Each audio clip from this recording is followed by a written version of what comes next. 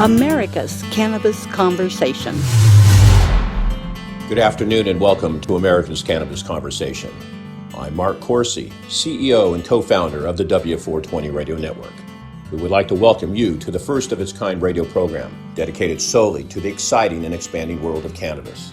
Our team has spent months creating a program that is dedicated to education, challenge, and promoting a healthy and lively dialogue regarding all things cannabis. Each Saturday at 4:20, our host, Dan Perkins, will lead the conversation and introduce you to a wide variety of guests and engage in thought-provoking discussions on topics from tips on growing to what's next in legalization. And a bonus to our listeners, we are proud to offer our first month commercial-free. So sit back and enjoy America's Cannabis Conversation, and thanks for tuning in. And now, let's start the conversation. Welcome to America's Cannabis Conversation. Heard every Saturday at 4:20 p.m. online at americascannabisconversation.com. Each week, we provide our listeners information, education, and insight into the exploding medical and adult use cannabis industry. You'll hear from industry experts, elected officials, local growers, detractors, and more. Learn how to build your own cannabis business, how to grow the product, what's legal, and where it's legal. Tune in each week to hear the latest industry news and updates from the American Cannabis Industry Association in Washington, tips on investing in cannabis, personal success stories, and more. It's time to join the conversation. And here's your host, Dan Perkins.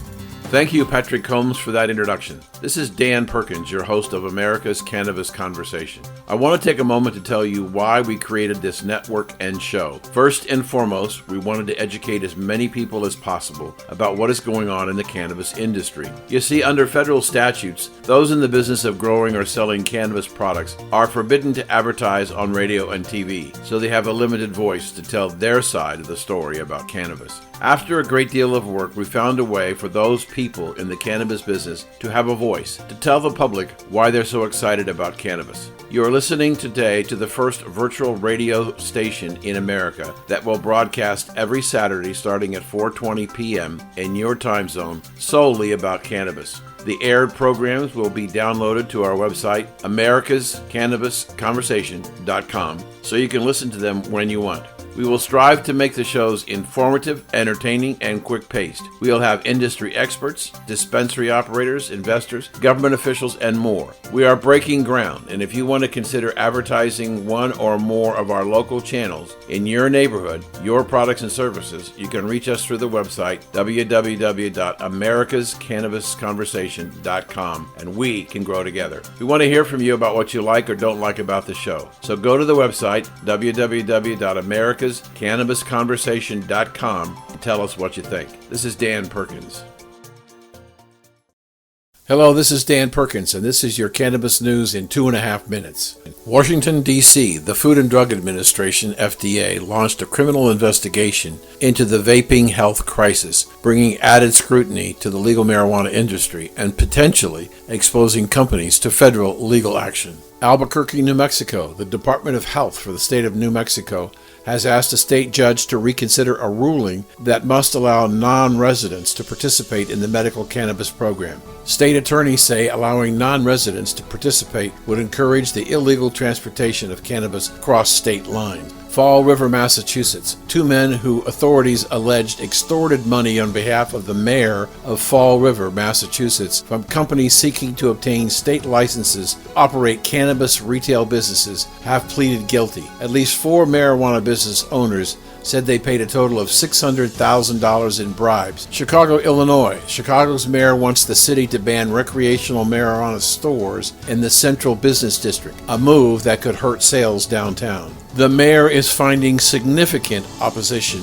Alderman Brendan Riley, who represents the business district in the city council, said because of the $838 million budget gap for Chicago, they can't afford to declare the Central Business District off limits. Las Vegas, Nevada. Nevada regulators launched an investigation into cannabis testing labs after tainted marijuana batches triggered 2 health advisories. The Department of Taxation started an investigation and discovered that the doctored THC levels by cannabis laboratories and products also had high levels of yeast and mold in the products. Officials say that products from the same cultivators were tainted and discovered on shelves sold between July 10th and August 28th. And our last story is from Sacramento, California. Police are investigating a rash of cannabis retail robberies in the California capital. Recently, 10 break-ins took place at local marijuana dispensaries. Such robberies apparently have been escalating, according to Sacramento authorities. Robberies have always been a problem for the marijuana retailers, many of which operate on a cash-only basis because of lack of banking. One robber was so blatant that he drove his car, a stolen car, through the front door of the dispensary to get in. This has been your 2.5-minute Cannabis News Update. I'm Dan Perkins.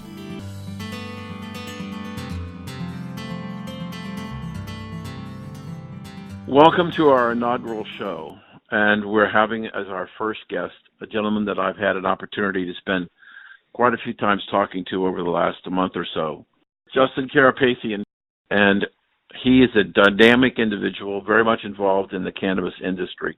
And the first thing I want to do is I want people to understand how you made the decision to get into the cannabis business. I think it's a wonderful story and shows great determination. So can you please spend a few moments telling us, Justin, how you came to this amazing industry? The laws of the universe, or God, or Jah, however you recognize higher powers, I think definitely play a role. But Dan, you said something very unique, is how did I come into the industry? And you kind of hit the nail on the head with that statement, is that the industry kind of chose me. And I think it chooses people, especially that's the uniqueness about cannabis. And the story that I had for you, it's very personal, but it was a very trial and tribulation type of a scenario in my life. And cannabis was very euphoric and exciting opportunity that was presented to me through some amazing godly event, and has driven me to be not only very excited about what I do, but very excited about life. And I'll be happy to go into more detail, but definitely I would say that the industry has chosen a unique group of people, including myself. And that choice was coming from whether it was desperation, desire, ambition, need,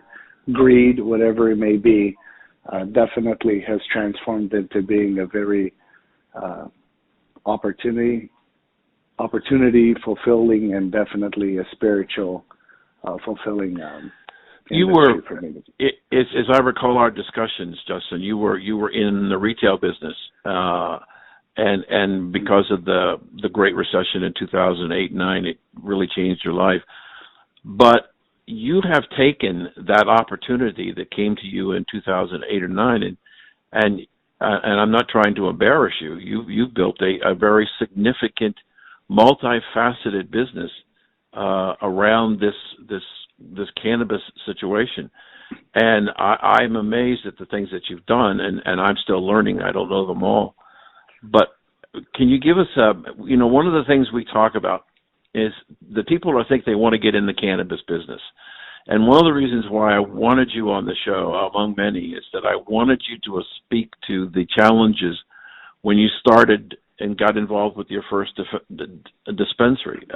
What was it like? What were the frustrations, the trials and tribulations that you went through to launch yourself into a multifaceted, very, very successful career?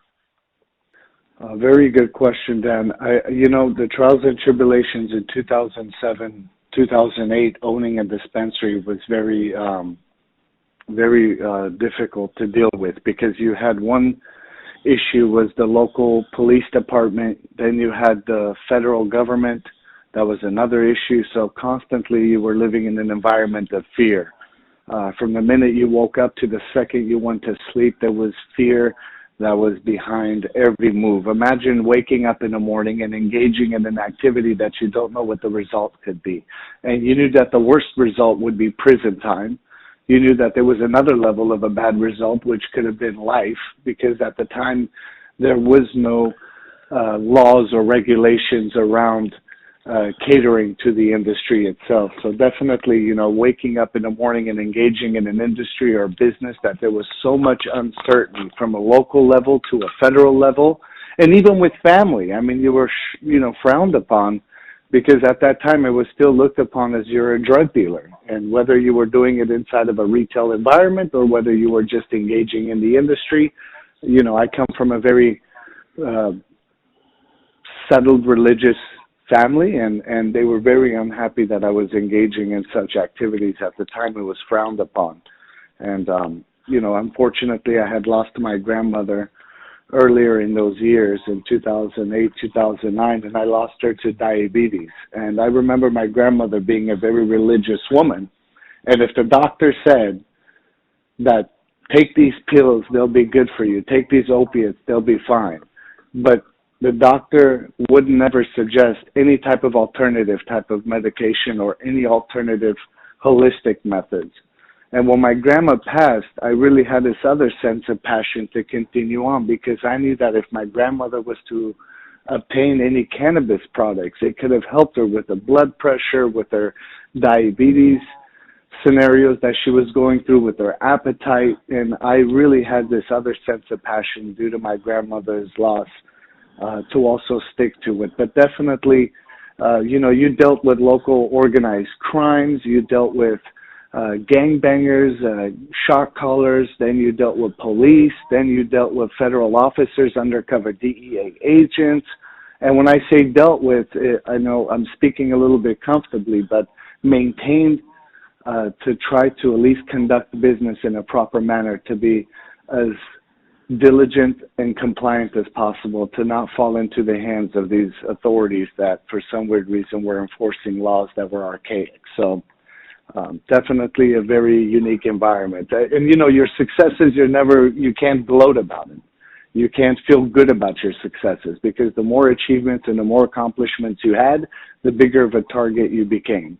So very an unorthodox environment for an entrepreneur or a businessman who wants to better themselves, only to realize that every level of success is also a level of danger that they're potentially engaging in. So not your typical industry, I would say. Yeah. We're talking with Justin Karapetyan, a very successful entrepreneur in the cannabis space. So when did you turn the corner? When did you say, you had to stop looking over your shoulder and to wake up every morning of fear of the law? When did that change? I would probably say about never. I'm being honest. Never. That's a very good question. You ask very good questions. I got to give it to you, because that comfortability, let's just say my shell has opened up a little bit more in the last 12 to 24 months, as California regulation adopted and voted in the adult use in 2016, which was enacted in 2018 of January. I became a little bit more open and a little bit more outlandish in a sense of what I'm doing and how much I'm involved in the cannabis industry, to bring some sense of best practices and good operation maneuvers in the industry, to progress the industry, to grow the industry. But that fear is still here. I mean, at the end of the day, if you think about it, we're still a Schedule I narcotic, and in federal court, there is no legitimate defense, whether it's medical or adult use. And there is no state protection or state provisional protection for any type of activity within that criteria. So it's almost as if we're in a big herd, and you're just hoping that if the lion is after you, you're not the one being trampled on or eaten or caught, for that matter.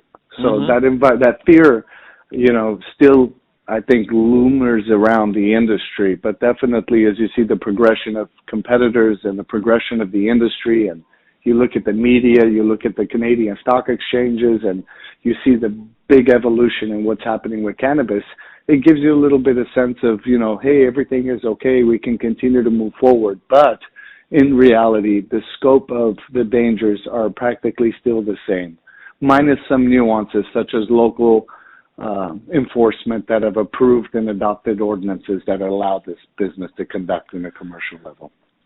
So if I listened to what you said, and I've been to all of your websites. So I think I've posted all of your websites. What you're really saying, at least is my interpretation, Justin, and we're speaking with Justin Karapetyan from California about his success in the marijuana and cannabis industry. You use terms that are typically sound like a business person looking at how to run your business. And if I look at all the things that you've done as a business, you've been extremely successful by diversifying your business, not so much in cannabis, but looking at other products and services that not only you, but people in your industry could use. And where did that come about? Dan, that comes from understanding that industries change. I've been in the leather garment business. My father was originally in the leather industry. We catered to biker groups and members, and as well as clubs. And we did a lot of their fittings and outfittings for their club members and prospects and any apparels that pertain to leather. And I saw that industry in 2008, 2007, literally get decimated over a 6-month to a 12-month course. And when I felt that back then, I realized that there's a uniqueness to being diversified. There's a uniqueness to having different parts of an industry, so you can always mull over to whichever part of the industry is whether lacking, hurting, or succeeding. And typically, I think having that leverage and option to be able to conduct business within the industry, but still be able to maneuver around, so it can at least, you can go to the favorable side of where the industry's best values are being adopted or created. And for us, our motto for our company that we live by is vertically integrated and horizontally diversified. And what that means is that we are not just vertically integrated cannabis company, we're also horizontally diversified. We're very large product producers, so if the industry was a little bit going through hardships, such as the retail division right now, under the 280E federal law, you cannot write off any of your general expenses. It is literally one of the horrible places to be in the cannabis industry is retail. And a lot of people don't know that. A lot of people think retail is the place to go. It's the last mile where you see the customer or you see the patients, whichever type of a facility you operate. But at the end of the day, considering the federal taxing rules under 280E, the retail side is a very difficult position to be in. But being horizontally diversified, meaning that, okay, if I don't see the retail side being a very successful or easy adoption area for our business to excel in or to scale in, then we are very unique at producing products or manufacturing or cultivating. So that is the uniqueness of being diversified in such an industry that is changing literally week by month. Well, we're going to have to pause for just a moment. We'll be back with Justin right after this break. America's Cannabis Conversation. Well, we're back with Justin talking about business, and I want to move on to talk about what Justin sees ahead for the industry that he's in. What does cannabis look like as a business model for you going forward? Very exciting in all levels. I mean, you're talking prohibition all over again in 2019. I mean, here we are, 2020, and you're seeing something that happened many, many, many years ago. Imagine having an opportunity nowadays where you can create your own Coors, you can create your own Pepsi, you can create a brand that is as extravagant as Coca-Cola, Johnson & Johnson. There has not been a commodity opportunity for decades. And right now, what's happening with cannabis is it's a new commodity that is being introduced to the marketplace. It's been around, but it's definitely becoming new in a sense of that it's adopting regulatory rules and it's engaging in development of products and now you're getting a lot of talent that is coming in that is able to produce and develop and create IPs And it's just all around the industry, whether you're a grower, manufacturer, distributor, dispensary owner, delivery guy, whatever it is, even to the core of real estate entitlements. There is an amazing movement that is just greatly moving ahead at a fast pace. And we call it pot time. And pot time basically is 1 month of cannabis time is worth a year of regular time. And that's how fast the industry is evolving. And it's just exciting to be a part of it. Yeah, I saw recently that the estimated growth rate, and this is only, a month into the second quarter, they're thinking that sales are going to be up 35%. But I want to go back to something you said about prohibition, because I think I'm right on this. I think I did this research. When we had a prohibition illegal in this country with a constitutional amendment, prior to doing that, marijuana and cannabis were not illegal. They were perfectly legal, and they were brought in prohibition. But when we got rid of prohibition, we got rid of the prohibition on restrictions of sale of alcohol, but they left the prohibitions in on cannabis and marijuana. And it's taken all that time to this point where we're beginning to see some significant movement. And I think the analogy that you talk about as a commodity, it's interesting. When you think in terms of commodities, you think of nondescript. But where I wanted to go next was you're part of the next evolution in the business that's looking to brand particular products and looking for selling that brand across multiple distributions. Is that fair to say? Absolutely. That is one component of our company, yes.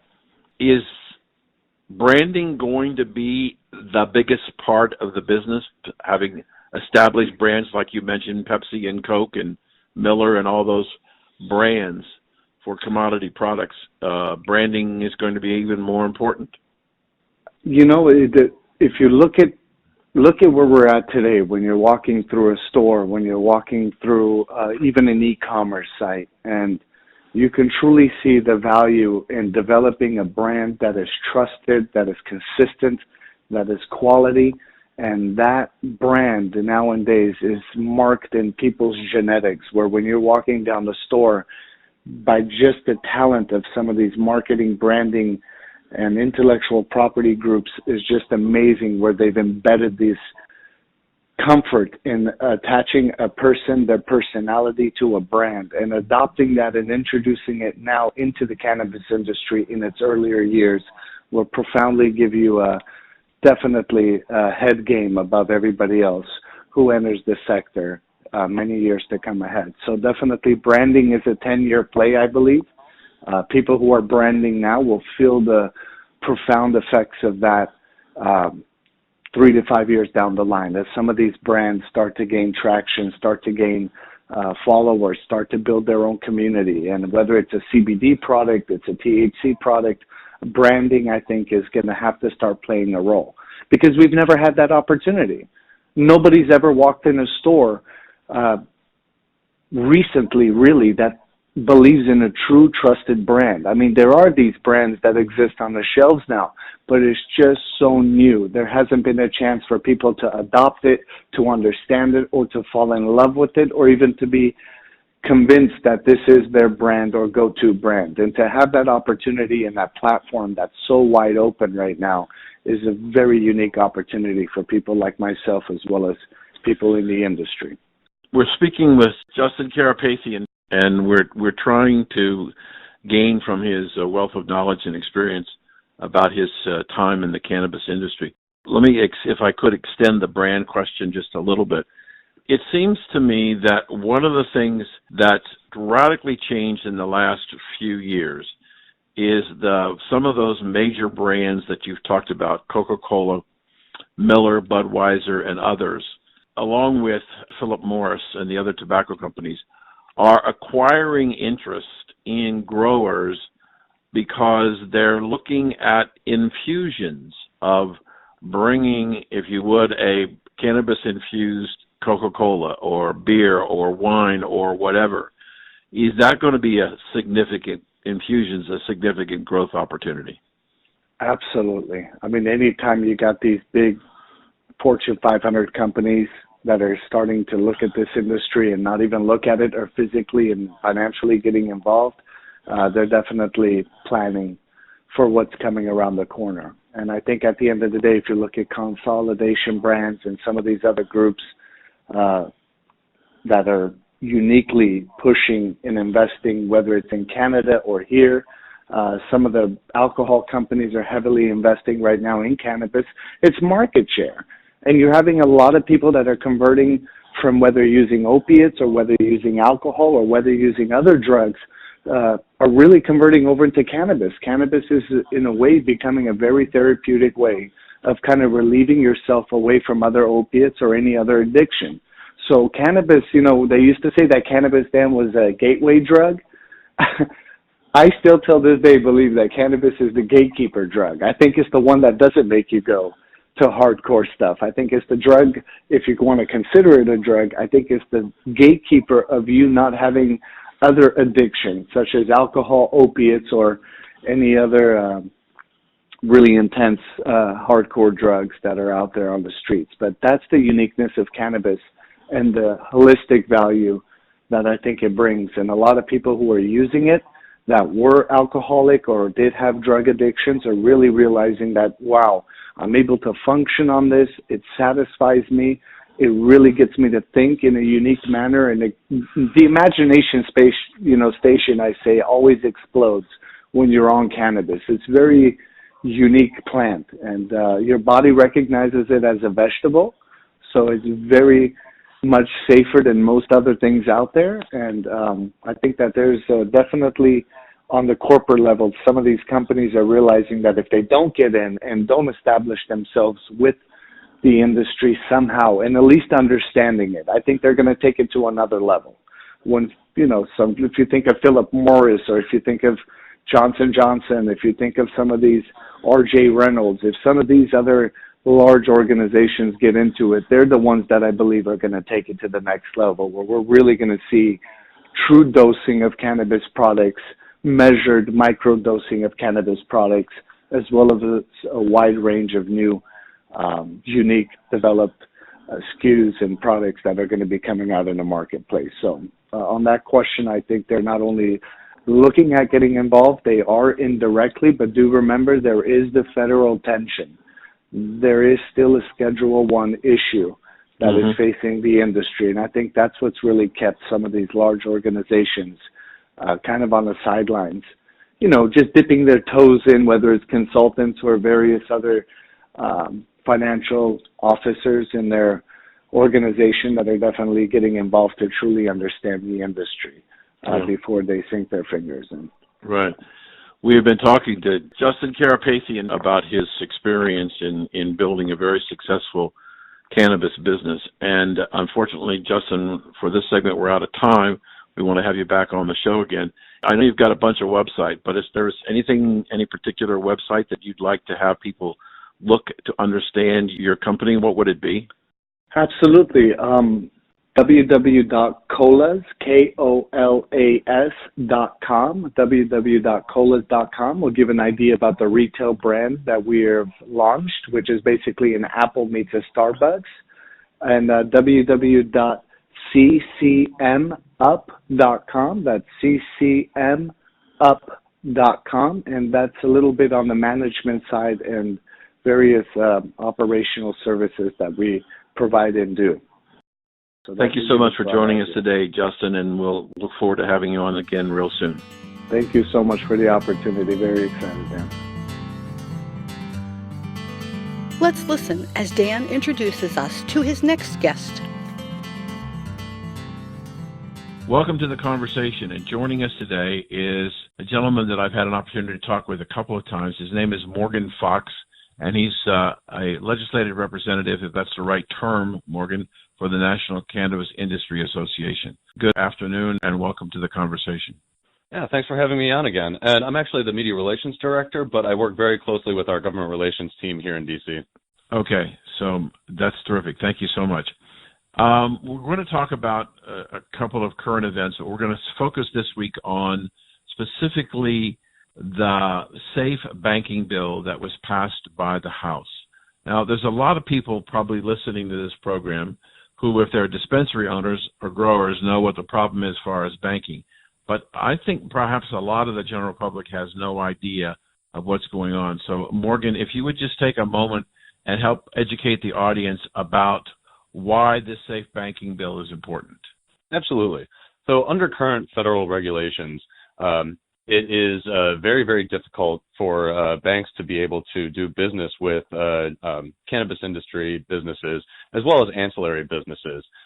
There is a requirement for extremely strenuous reporting for any transaction that involves cannabis in any way, shape, or form, even if there are several degrees of separation in it.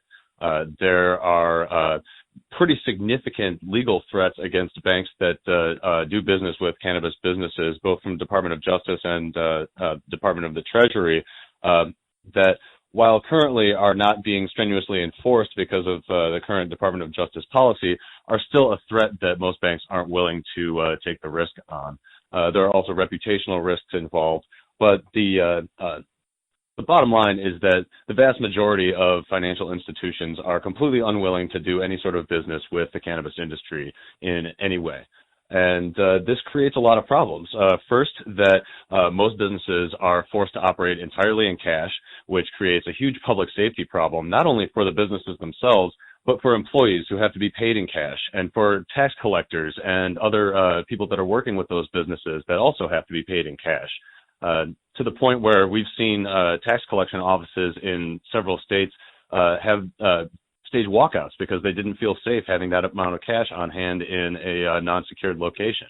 There are also a lot of other problems that trickle down to the employees, such as having their personal bank accounts closed because they work in the cannabis industry, which makes it very difficult to get a mortgage or lease an apartment or get a car. All of these things are real detriments to people being able to live normal lives simply because they work in the cannabis industry. This also creates problems with transparency, so it makes it harder for state regulators to be able to accurately determine what is going on in their state financially in this industry. It makes it more difficult for law enforcement to be able to have any sort of oversight and make sure that there are no criminal elements trying to infiltrate legal businesses. And I think finally, and perhaps most importantly, it creates a real problem for small businesses and particularly people from marginalized communities who don't have the same sort of access to deep financial networks and angel investors that a lot of other people do. And this means that they've basically been shut out of the industry, or it's very, very difficult for them to sustain themselves in this industry without access to traditional bank lending, which banks are unwilling to do under the current federal regulations. Morgan, on this program, we're going to have some stories about some recent events, and one recent event took place in Sacramento, California, where over a weekend 10 dispensaries were broken into and hundreds of thousands of dollars of cash, including safes with unknown amount of money in them, and products were stolen, and one so blatantly as to drive a stolen car, crash through the front door to gain access. The cash is as you pointed out, a very important issue. And so how does this House bill impact that problem? Well, the Safe Banking Act basically provides safe harbor for financial institutions that wish to work with the cannabis industry to be able to do so without fear of federal interference or prosecution. And with the idea being that this will provide the assurances that banks, credit card companies, credit unions, and other financial services businesses would need to be able to offer services to the cannabis industry. And so far we've been seeing a lot of positive momentum. As you mentioned, just last week, the bill, which happened to be the first standalone cannabis legislation to ever get a vote in the House of Representatives, won by an overwhelming bipartisan margin. It was 321 votes out of 435 members of Congress. And that's just huge, especially considering that it's the first cannabis bill to come up for a vote. But we think that this also will help us provide a lot of momentum in the Senate, where there's currently Republican control, given how many Republicans in the House voted for this bill, and the fact that it also covers things like hemp and CBD businesses. which the speaker, the Senate Majority Leader, is very, very focused on right now. We're speaking with Morgan Fox from the National Cannabis Industry Association, and he is their communications director and sometimes works with the lobbying operation of the organization. So McConnell said that because Kentucky, I guess, is now a booming hemp growing state, that he might be predisposed to bringing this to a vote, or am I reading the wrong tea leaves here? Well, that's really one of the things that we're trying to promote when it comes to our Senate lobbying efforts. We've already seen relatively unexpected interest from the head of the Senate Banking Committee, Senator Mike Crapo from Idaho, and he has made several statements in the very recent past that he's working very hard with the Senate Banking Committee and other stakeholders and co-sponsors of the existing Senate version of the bill to try to push this through committee and hopefully get a vote. Whether or not Senator McConnell will actually allow it to come to a vote in the full Senate is something that we haven't quite determined yet. But the fact that the Safe Banking Act would also protect hemp farmers in his constituency, which he has been publicly lauding for months now, if not longer, I think is definitely a good motivator to get him to come to the table. We're speaking with Morgan Fox from the National Cannabis Industry Association, and we've got just a couple of minutes, and I wanted to have you help me look down the road a little bit. So let's suppose that this legislation, and we haven't talked about whether or not the Senate has a different version or whether they take a vote on the House version, but let's suppose that it passes the House and the Senate and the President signs the bill. How soon can it be implemented? Well, I think that it would be implemented almost immediately. I'm not sure about the exact timing, but I believe that the restrictions on banks would disappear almost immediately. And I know that the American Bankers Association, the Credit Union National Association, and a number of other financial services groups are champing at the bit to be able to promote this market to their members. And I think that we will see very, very quickly a large number of small to medium-sized banks start to work with the cannabis industry very quickly. I think that perhaps some of the larger banks might take a little bit more convincing and might need cannabis to be completely descheduled before they're willing to work in the industry. But it would definitely alleviate a huge percentage of the problems regarding banking that the cannabis industry is currently facing. It appears to me that they're just looking at the numbers, $11.5 billion in sales last year legally, somewhere projecting around $18 billion this year, and maybe $25 billion by 2021 or 2022. If it continues, the staggering amount of cash on the sidelines is putting more and more people in jeopardy. Absolutely. I mean, it makes zero sense to have such a robust and expanding industry have no access to financial services whatsoever. And if we really want to make sure that this industry is truly equitable and diverse, we need to make sure that we open up access to capital as soon as possible. Morgan, I got one more quick question because we just got a little over a minute left. The question really deals with, you kind of touched on implementation, but the other part of the puzzle here is not only is there a banking issue, there's a problem of IRS and a deductibility of operating expenses for dispensaries and places like that. Would you see that changing as part of the banking bill, or is that another battle you have to fight? That would not be affected by the Safe Banking Act, but it's something that NCIA and a number of other groups are working very hard on. It's possible that will be dealt with through standalone legislation or as part of a larger bill to deschedule cannabis, which would include that automatically because it would no longer be subject to the 280E tax code that prevents businesses from deducting expenses on their federal taxes. Good. We've been talking with Morgan Fox. He is the Communications Director for the National Cannabis Industry Association. And Morgan, if people want to follow you or find out more information about your association, where do they go? Our website is thecannabisindustry.org, and we're also available on Facebook, Twitter, and Instagram. Well, it's always a pleasure talking to you. We look forward to talking to you again. This was Morgan Fox from MCIA. We'll be right back after these messages. Now let's continue the conversation with Dan and his guest. Ladies and gentlemen, we have an incredibly important guest with us, Mike. Yeah, it's a mouthful. That's why everybody calls me Big Mike, because it's a lot easier to say than my last name. I appreciate that, and I thank you, and I want to know where Big Mike came from.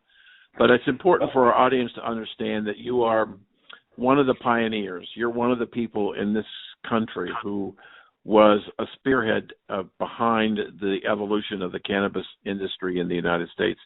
And everybody that I talk to knows Big Mike. And so I have to ask you, Big Mike, first of all, where did Big Mike come from? I was born in, my father was Latvian, my mother was Estonian. They've since passed away. I have Estonian citizenship. However, I was born in Portland, Oregon, raised in good old America, grew up in the Midwest, and went to California, then went to Canada for about 9 years and came back to the States, and here I am. And why do they call you Big Mike? Because I'm 6'7". Whoa! I guess you are a big guy. Yeah, kind of stuck. Yeah. So tell us about your start in the cannabis business in the United States. How did it happen? Wow, I started out 36 years ago in a town called Aurora, Illinois. I had my first indoor grow, and I was 23 years old, and I've been growing ever since. And then I kind of risk mitigated myself by saying, okay, I want to grow a lot of cannabis. Where in the world can I go and grow a lot of cannabis and not have to worry about doing a lot of time and all this kind of stuff?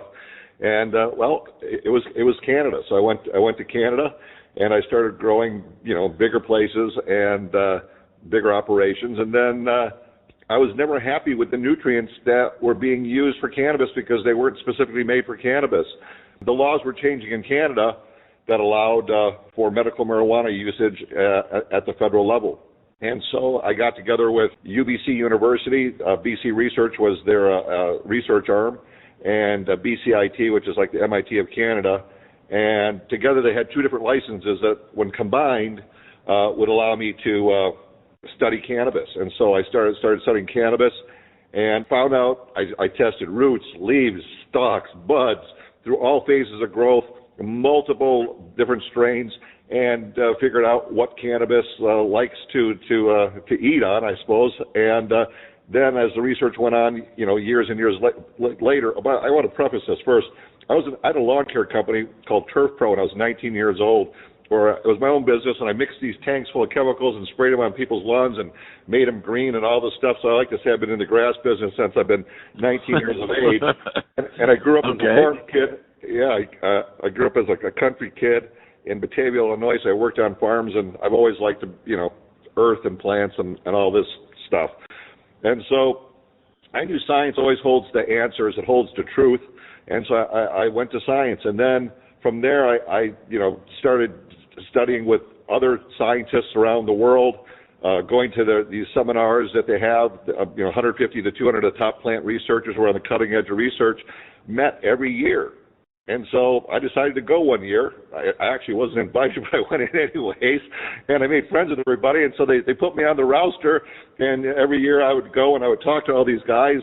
And I would learn what the cutting edge about plant growth was. Plus, I lived in the research library at UBC University, studying all the different aspects of how to manipulate plants.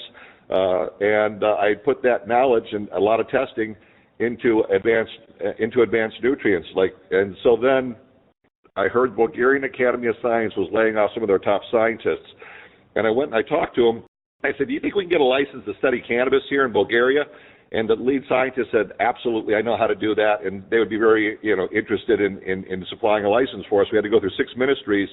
So, I've got 25 PhDs for the last 15 years that have been studying cannabis and cannabinoid and terpenoid research at a very, very serious level. And so that research led me to keep improving the products to where they are today. And it's the number one, cannabis fertilizer brand in the world. We're in 103 countries and do over 100 million a year. And now we're getting big into, I'm starting another company called Advanced Hemp that will have genetics and also a fertilizer system and products to optimize CBD production in hemp. When you started growing it in Canada, and you decided, did you decide to open up a storefront? Oh, So I've been in all aspects of the I say hydroponic business, which basically serves the cannabis industry. Manufacturing equipment, importing equipment from around the world, and had a distribution. I had a hydroponic store, which is a storefront, but I wasn't actually selling cannabis. But however, I will say we did open a dispensary, and we had it open for about 3 months, and they closed us down in Vancouver. This was just while they were just allowing some medical marijuana dispensaries to happen, but we had lines around the block, and this attracted too much attention, and the guys are doing the paperwork right and everything, but they decided to close us down anyways. So did you ever reopen? That was my first run-in, I guess. Did you ever reopen? No, we didn't reopen. It wasn't like what they're doing here, or what they did in California, back in the 10 years ago here. No, it wasn't like that. It was a little bit different up there. It must have been an amazing experience to decide to open your doors, to sell product that you were growing. And as you said, people around the block, that must have been enormously rewarding, both financially and emotionally for you. Oh, but sure. The downer when it was shut. Validation at a young age like that is really, it's nice to feel that and to see that people like what you're doing, and the product was grown with Advanced Nutrients, which is my fertilizer, cannabis fertilizer company, and the products just took off because we never hid behind tomatoes. We always said that we're for cannabis. We were outspoken about it. We always pushed the edge of the envelope. And we're advocates of medical marijuana. When I first started, I was 23 years old. I was doing it to generate revenue. And then Jack Herrera read his book, and met him on Venice Beach while he was still alive, and started talking about cannabis and all the things that it can do. And I had a different take on the plant. And I remember in '97, my brother and I were trimming weed together. And he looked at me. He goes, "Do you think this will ever be legal?" And I said, "Absolutely." I said, "I don't know when it's going to happen, but I would say probably within 20 years or so, or maybe even more, that this thing will be a 100% legal industry." And now here we are, a little longer than that, but pretty close to it, and it's sweeping the world. So we're talking to Big Mike, and is it Advanced Nutrients is the name of your company? Is that correct? That's correct. Yeah, and he's created a phenomenal fertilizer for growing marijuana. So I'm curious, so you were in Canada for 6 years, and then you came back to the States? Yeah, 9 years. 9 years. 9 years, excuse me. Yep, 9 years. Why did you come back? Because I realized that the cannabis was growing fast here in the U.S., and the U.S. would be the financial driving force globally behind cannabis eventually. And I came to LA because this is where media and marijuana, this is the intersection. And some of the best writers and video people here and storytellers are here in the LA area. So I figured it was a really good place. And by the way, this is ground zero for marijuana innovation and technologies right now. So you came to Los Angeles, and did you start a dispensary? You started growing? What did you do?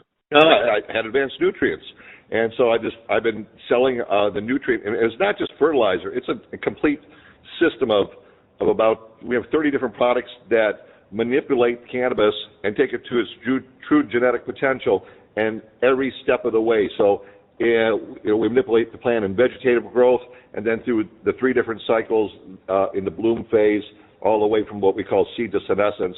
We have products that optimize that plant's true potential. We are talking with Big Mike, who is a founder of the U.S. Cannabis, and now with his Advanced Nutrients company supplying nutrients to companies all over the world. Big Mike, in our last segment, you were talking about Advanced Nutrients and being in California, and how has your business grown over that? When was it that you came to California?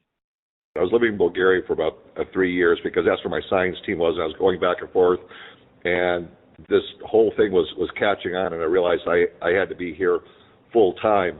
And since it's not just the the fertilizer products anymore. I've got what's a company called Big Mike's Blends and Lacturtis Labs, where we do cannabis research, and we have a line of pre-rolls and vape pens. The pre-rolls are already out. They're all outcome-based. We have 7 different outcomes. A lot of people are selling strains, and strains are great because we came out of a grower-centric community, and growers care about strains. Patients care about outcomes. They want less pain. They want better sleep, stimulate their appetite, better sex, and everything in between. You can manipulate the different cannabinoids and terpenoids and different chemical profiles of that plant. The future of cannabis is really going to be a recombinant product. So whether you're in London or Tokyo or Los Angeles, that product's going to be exactly the same. And to do that, you have to be able to separate out the different constituents that make up the 529 chemicals that make up cannabis, and then recombine them in a lab environment to make or heavy metals, and that is absolutely safe for the patient to use, because the way I look at it, everybody who uses some form of cannabis or another is a patient, because they're trying to relieve something or take their stress away or anxiety. Big Mike, and one of the challenges I think for the cannabis industry is that they've gotten a bad rap. But you did so well in just a moment ago when you were talking about standardization and process. And I think there are a lot of people, probably not properly informed, but a lot of people who think that there's no consistency to product. There aren't any measurement standards, and you never know whether you're going to get too much or not enough. And so, what's happening in terms of standardization? Well, Dan, that's a great question, because now with the laws in place from state to state, the product that people are putting out on the marketplace is being laboratory tested and checked out. And you're exactly right. 40 to 50 years of propaganda that we've had, negative propaganda, has filled up people's minds with a lot of stuff. And even, I'm at ground zero here, and so it's kind of a different culture. But when you get outside, I call it the bubble, into other parts of the world in America, there's still a lot of that stigma still attached in people's minds. Until they actually use it, or a family member gets sick and uses it, or a pet, and they see that it actually, that they were lied to for the last 40 or 50 years. It's a huge game changer, and education is the number one paramount thing that this entire community industry still has to push out, because you're exactly right. People, don't really understand what the potential of this plant is. So they're making decisions based on rumors and innuendos as opposed to facts. Yeah. And like so reason madness. Yeah, exactly. Yeah, maybe the industry needs to focus on getting more of the facts out. I don't know how they do that, but maybe that's. It's interesting here in Florida where I live. I went to visit a dispensary because I was looking for one of the doctors to be on the show. Mm-hmm. And we were talking about how the business has changed, and he said when we first started, before we opened the doors, we had a business model that we thought that we're going to have, our customers are going to be between 18 and 30. And 3 years later, it's not 18 to 30, it's over 45.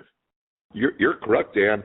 Look, the average age of a new patient, medical patient that walks into a dispensary, is 56 years of age. And by the way, they spend 3 times more on a monthly basis than the recreational users, or adult use, as they call it now, will spend. And yeah, it's skewing to an older demographic. Because one of the biggest things about a cannabis, if you get the right combination or the right strain, is pain relief and reduce anxiety. A lot of people would come home and have a drink or have a beer or have a shot or whatever. Now people come home and they medicate with cannabis, and it's not just smoking either. There's edibles, there's tinctures, there's creams you can put on. It's every form possible, as well as pets. But yeah, it skews to an older demographic right now. We're talking with Big Mike about his life experience in the cannabis, and as a scientist and as an inventor and a true mentor for lots of people, and a founder of this business. Mike, let's talk about where do you see this industry going? Wow. Well, right now there's a lot of people getting into the industry. There's probably, it'd be safe to say, 20,000 brands probably out there right now across America, and there's going to be a consolidation like in any business. What I see going on right now is companies who are in the business, who have very deep pockets, are going negative to acquire patients and clients. And the guys who've got 10 million, 20 million, 30 million, if they're not careful, they're going to burn through their cash before I'd say the battle ends, right? And right now there's blood in the streets. And even in my own case, I have a lab and all this. It's better for me to outsource to vendors because they're willing to go negative to do business. And that's kind of the business model that I'm doing right now. I'm outsourcing. I have a license. I have every license that you can have in the state of California, yet I'm outsourcing to different vendors who are willing to go negative, and that way I can turn a profit and keep going while this big war is going on to get as many patients as they possibly can. But here's the thing: they don't understand the lifetime value of a patient, or what are they going to be using in the future? All they know, they're just going out there, and it's basically kind of like it's buying hysteria right now. There is hyper valuations going on in this industry that are just through the roof. People have asked me, well, how come you haven't gone public yet? Because it's just a lot of fluff and air right now. The dust hasn't even settled. You have a bunch of folks all over the country selling CBD and like crazy, but what they're not realizing is even if the state laws say that you can do that and we can do that on a federal level, the FDA has not come out with their guidelines yet, and the USDA has not come out with their guidelines. And it's going to be very interesting to see what they come out and how they do this and how they're going to limit a lot of these folks who are in the business right now, and a lot of people who are selling CBD who don't even have a cannabis license. And this means that those folks aren't under any regulation for testing. So there's a lot of CBD products out there, and in some areas up to 70% of the products are just false products. There's not even any hemp-derived products in there. And everyone is on this hemp-derived CBD bandwagon or CBD bandwagon. You have to be really, really careful from who you're buying it from. Make sure that they're licensed in the state and there's testing in place and the products are tested. Otherwise, you don't know what you're getting. And that's why the FDA is going to get involved and the USDA is getting involved. Can I go back and ask you a question about something you just said, please? You said go negative. What do you mean there? Oh, okay. So you know what? There's a break-even point to go sell a product in the marketplace, right? And so they're willing to lose money. In other words, if a product costs $4, they're willing to sell it to you for $3. And every time that they sell that product, they're losing $1, but they don't care because to them, they're gaining market share. However, because this war of attrition is going on right now, a lot of these companies who are fighting it out with each other and are going negative, they don't understand the cost of goods, or they haven't figured it out, or they do and they don't care. They have hundreds of millions or billions of dollars. They're willing to lose money on every patient they acquire for, God knows how long. And it's going to be very interesting to see how this thing plays out. Fascinating discussion, and I just think you're a wealth of knowledge, and I'm honored and a privilege to have you on. How can people find out about your growing medium? Well, you can go to advancednutrients.com and check that out. If you want to see our line of cannabis products, you can go to at Big Mike's Blends, or go to my Instagram, which is at Big Mike. I do a lot of teaching as well on my Instagram. Well, thank you so much for being with us. Thanks, Dan. Thank you for joining the conversation today, and we hope that you will join us in the coming weeks. Here are just a few of the guests joining the conversation. A Harvard researcher studying the impact of cannabis on pancreatic cancer, and he's getting ready to start an FDA study. An entrepreneur who his whole family started a CBD products manufacturing and distribution company. A power engineer who helps potential growers figure out how much power they will need to run their grow houses. You will be surprised at how much power is really needed. A man who designed and built trimming machines for cannabis, and he eliminates hand trimmers and pays for itself in months, not years. An investment analyst will help you make sense out of investing in cannabis stocks. A British pharmacist who has a 12-point checklist that for you to go over before you buy CBD products. So go to our website, www.americascannabisconversation.com, and you can see who's coming on next week and in future weeks. Keep coming back, finding more information. These and many more interesting conversations are coming up on America's Cannabis Conversation for you. This is Dan Perkins. Come join us next week.